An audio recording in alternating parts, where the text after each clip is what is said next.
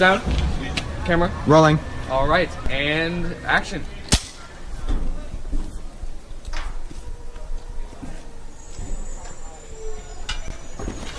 All right, cut. Cut. That was good. That was good, guys. All right, that was good. I'm thinking we get a wide angle, and then we're done. Okay? All right. Yeah, cool. Like how much further? Like A little more. A little more. that? Yeah. Yeah. Si no tienes cuidado y te sales de la realidad y las áreas equivocadas, terminarás en los backrooms, donde no hay nada más que el olor a alfombra húmeda, la locura del amarillo monocromático, el interminable zumbido de las luces fluorescentes y aproximadamente 600 millones de millas cuadradas segmentadas de manera aleatoria en las cuales podés quedar atrapado. Dios te libre si escuchás algo deambulando por ahí, porque podés estar seguro de que ya te escuchó. ¿Alguna vez te preguntaste el origen de los backrooms? Yo sí, por eso me puse a investigar. Los backrooms nacieron en la que es la página más problemática de todo Internet, 4chan. El domingo 12 de mayo de 2019, un usuario entró al tablón X Paranormal e hizo una petición. Publiquen imágenes inquietantes que simplemente se sientan fuera de lugar. El post se llenó de imágenes, pero una de las tantas que había resaltó por sobre el resto. En la misma publicación, alguien comentó lo que pasaría a ser la primera versión del creepypasta, la misma que escuchaste al principio de este video. Los backrooms se volvieron un fenómeno mundial, se crearon memes, niveles, entidades, una futura película y un lore como para llenar una biblioteca. Ahora que ya sabía lo que eran, me faltaba una sola cosa: entrar. Empecé a jugar Pulse sin mucha idea de qué esperar. Será la misma historia de siempre. Hay una entidad dando vueltas que tengo que evitar mientras busco una salida. Un juego de persecución. Sé que el bicho tiene que estar por acá. Lo puedo sentir en el ambiente, casi como una certeza.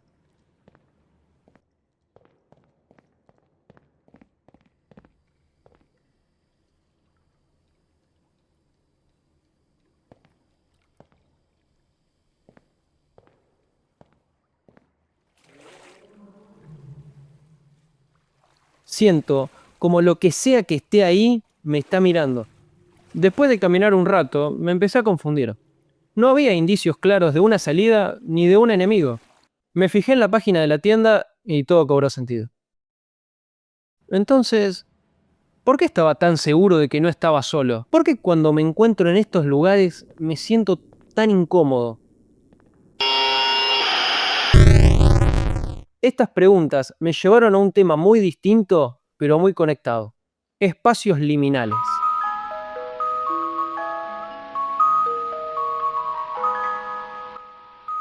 También lo sentiste, ¿eh? Esa sensación rara. Sabes que hay algo que no está bien, como si esos lugares estuvieran desconectados de la realidad. Con unas búsquedas en Google es fácil llegar al concepto de liminalidad. La liminalidad es descrita como una fase de transición entre dos estados, lugares o etapas de la vida. Básicamente, la liminalidad es lo intermedio, no es ni uno ni otro. Kyoshiki, Murasaki. Un aeropuerto, una escuela, un hotel, un pasillo o un estacionamiento son lugares en los que se está de paso. Los espacios liminales toman ventaja de un sentimiento muy profundo para poder provocar eso tan único que sentís. Nostalgia. Mira esta foto. Seguramente nunca en tu vida estuviste acá, pero sí en algún lugar parecido. Ahí recae la magia de estos lugares. Los detalles no importan.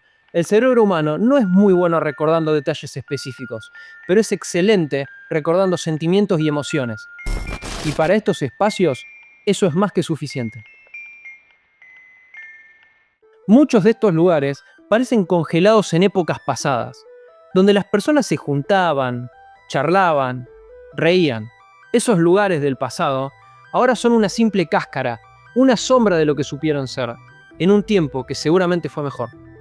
Hablando del pasado, muchas fotos muestran lugares con aire de la década de los 80 y 90, una época que muchos de nosotros no vivimos. Pero, ¿Cómo es posible sentir nostalgia por algo que no viví? Acá quiero hacer un pequeño paréntesis. Sentir nostalgia por épocas no vividas es un fenómeno conocido como anemoia. Ocurre porque idealizamos el pasado a través de películas, música o historias que nos cuentan, usándolo como un refugio ante un presente incierto o muchas veces complejo. Esa falsa nostalgia nos conecta con una identidad o una calidez imaginada, ofreciendo consuelo, creatividad y sentido de pertenencia en momentos de soledad. Fin del paréntesis. Hace unos años se realizó un estudio que compara el Uncanny Valley, o Valle Inquietante en español, con los espacios liminales. El Uncanny Valley es un tema tan extenso como interesante, que a lo mejor comentaré en otro video. Pero por ahora, lo que hay que saber es que el Uncanny Valley es esa sensación que se genera cuando vemos rostros casi humanos. Esto pasa mucho con los robots. Muchos de ellos tratan de parecer lo más humano posible, aunque no lo logran del todo. Pequeños detalles nos ayudan a diferenciarlos de los humanos reales, por lo que en lugar de empatía, nos generan rechazo. Ahora, en este estudio se pudo ver que algo similar pasa con los espacios físicos. Al hacerle ciertas modificaciones a un lugar, puede generar ese mismo sentimiento. Las modificaciones son: esta es una foto normal de una habitación, pero cuando empiezan a faltar cosas, se vuelve un poco más inquietante. Un pasillo, el espacio de transición por excelencia. Esta foto parece normal, pero cuando el pasillo se empieza a repetir, todo cambia. Esta foto también parece normal, pero cuando la ubicación de ciertos objetos cambia, puede generar un efecto inquietante. Cuando algunos objetos cambian de tamaño, el entorno se vuelve un poco más raro. Este se basa puramente en la distorsión, que está pensada para hacer parecer más rara la foto, como por ejemplo, las sillas mirando para la pared, y la más evidente de todas. En estas fotos no pueden aparecer personas. Ahora, mira esta foto. Es una combinación de varios factores. Con esto, se puede decir que el Uncanny Valley y los espacios liminales van de la mano, por lo que un espacio liminal no necesariamente tiene que ser un lugar de transición. Lo inquietante puede hacer que algunos lugares se vean más raros de lo normal. Lugares que parecen moldear la realidad a su gusto. Lugares que se construyeron sin propósito. Arquitecturas imposibles. Ellos existen sin razón aparente. Solo porque sí. Si estos lugares no existen, ¿por qué se sienten tan familiares? Tal vez porque ya los vimos antes, en sueños. La verdad es que no se sabe mucho acerca de los sueños. La humanidad siempre tuvo curiosidad de saber qué son. Lo único que se sabe de ellos es que tienen un final y que la mayoría de las veces no tienen sentido. Si hablamos de sueños, hay un juego en particular que se destaca por el resto. Yume Nikki, o Diario de Sueños en español, es raro, por decirlo menos. En este juego, el objetivo es conseguir los 24 efectos repartidos en los sueños de esta chica. Fuera de eso, el juego no tiene diálogos, contexto o trama. Al principio, el juego parece normal, hasta que te vas a dormir.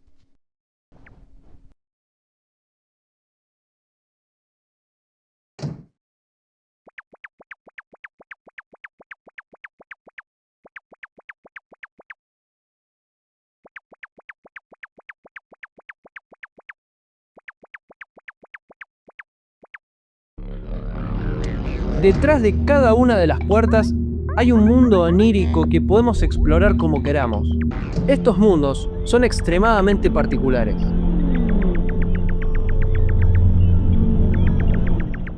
Aunque hay algunos que son sorpresivamente normales.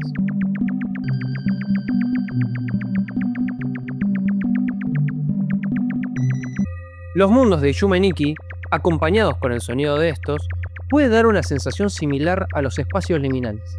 Tanto estos mundos, los espacios liminales y los sueños no tienen sentido, tampoco tienen contexto. Existen porque sí.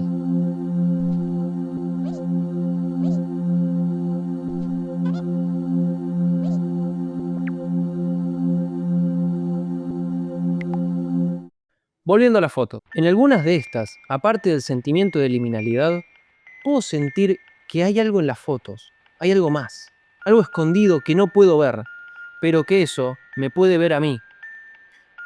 Tal vez por eso se crearon las entidades que habitan estos lugares, para darle una explicación lógica a este sentimiento. Y este sentimiento ya lo sentí antes.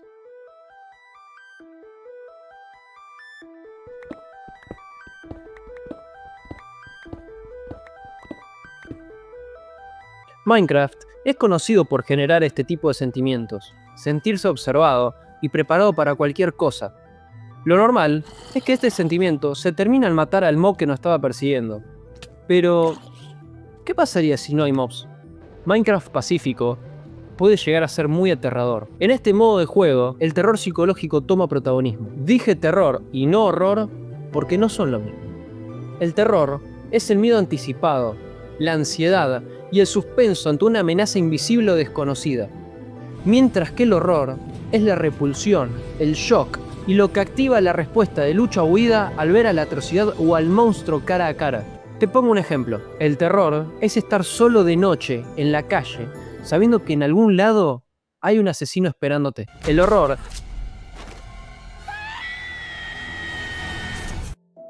sin mobs no hay horror, solo el terror que lo precede y que se va acumulando poco a poco.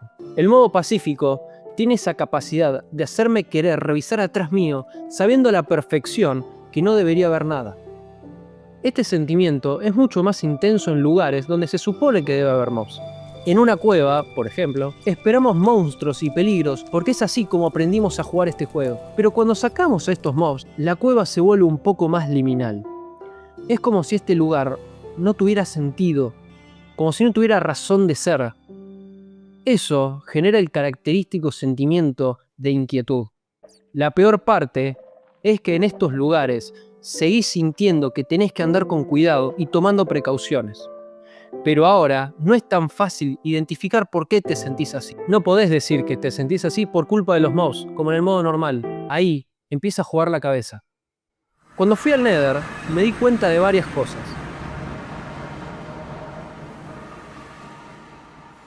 La primera es que nunca le había prestado la suficiente atención a cómo es el Nether. En mis partidas normales estaba demasiado ocupado con los Piglin, Hoglin, Ghast. La verdad es que en el modo pacífico no tiene sentido si quiere ir al Nether. Sin las amenazas constantes, solo queda un páramo abandonado. Como te dije antes, muchos de nosotros no le prestamos atención al Nether como un lugar. Nos enfocamos en matar mobs, conseguir las varas de Blaze e irnos. En Pacífico, el Nether está ahí, solo él, por lo que al fin le podemos dar la atención que se merece. Ver la lava caer, los árboles carmesí, las estructuras abandonadas que están ahí, sin propósito más que el de ser recorridas para nuevamente caer en el olvido. De cierta manera, en el Nether me sentí más tranquilo que en el Overworld, como si en ese infierno fuéramos solo él y yo, sin una presencia respirándome en la nuca. Curioso, ¿no? El lugar considerado como el más peligroso es ahora el más tranquilo.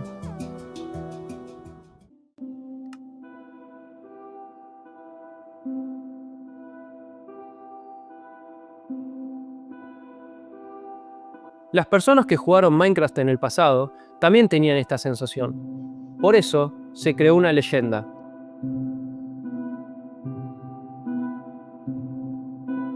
Un ser que te vigila desde lejos. Un jugador con la apariencia de Steve, pero con los ojos blancos. La magia de la historia de Herobrine es que él realmente no te hacía nada. Era una entidad que se limitaba a crear estructuras, crear túneles, sacar hojas de los árboles y observarte. Una explicación convincente de la paranoia generalizada entre los jugadores de Minecraft Pacífico. Si no había mobs para justificar esa sensación de inseguridad, Herobrine lo haría. La leyenda de Herobrine se basa en lo inalcanzable que es. Podés creer que está ahí, pero nunca lo vas a ver. Terror, te anticipás a que esa entidad te ataque, sabiendo que nunca va a pasar. Por eso, Minecraft pasivo puede llegar a ser tan aterrador.